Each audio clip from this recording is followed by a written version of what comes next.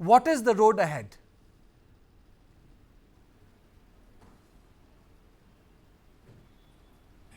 Thank you very much. Yes, we broke the fast with the government agreeing to resume the talks. The road ahead is we will wait with lot of hope and faith that the talks which would happen in December, early December, would go with all the goodwill from both sides and sincerity, and will be meaningful for both sides. And for now, we just want to have faith and goodwill and expect the best. Mr. Wangchuk, how can the rights of the people of Ladakh be restored to them politically?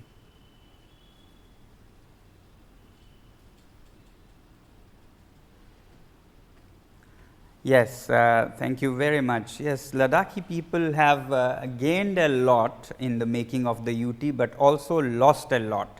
So, they got their identity back as an entity, after 150 years maybe. It was a kingdom in the Himalayas. It was reduced to a district in a remote state of Jammu and Kashmir.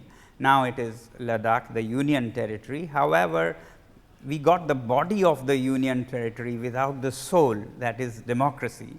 So, it is very important that we restore that soul, because these are people who had the right, democratic right, to choose their own representatives and send them in an assembly that made some laws and decisions also about Ladakh, though very little, because it was a part of a 80-member assembly, we had only 4. But now we expect better, Ladakh should have its own statehood or assembly, where people of Ladakh make those decisions. So, that way the rights of the people, the democratic rights, as anyone in this country enjoys, will be restored. The other way to restore is to take democracy to the grassroots, and for indigenous tribal people in our great nation, our constitution has provided that in the 6th schedule of article 244, where indigenous tribal people are given a council, much like an assembly, a small assembly, where you have elected members who make laws about their own environment, land, customs, and so on. So, these are two ways we can restore the democratic rights of the people. Mr. Wangchuk, how important are the issues of jobs at the local level and land remaining with the Ladakhis at the local level?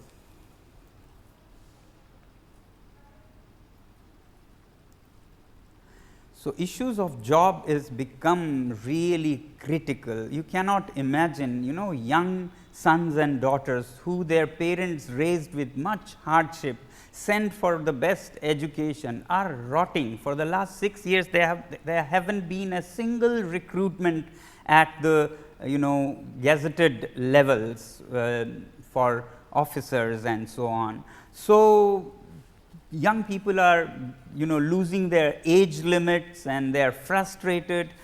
It is a very bad mix, a recipe for unrest and more, if you leave youth jobless and without any democratic rights. So, in a way you cut their tongues and cut their limbs. That is not a very good thing for a place like Ladakh on the borders. So, jobs is a very important thing, and one of the first things to do is to set up a public service commission for Ladakh, which the government had promised recently. We hope they will honor that, and there have been no recruitments, and Ladakh today figures as the second highest unemployed, educated unemployed state, or UT. And this is not even good for the UT administration. The UT administration is running on the manpower of 2 districts. 2 districts are running a whole UT, and therefore, the UTs are not very functional. Half the budgets that they receive, famously 6,000 crore, goes back to the center, it lapses, because I think they do not have the hands to spend them. So, it is mutually destructive, and I am sure in these talks that happen with our leaders, these things will be sorted out.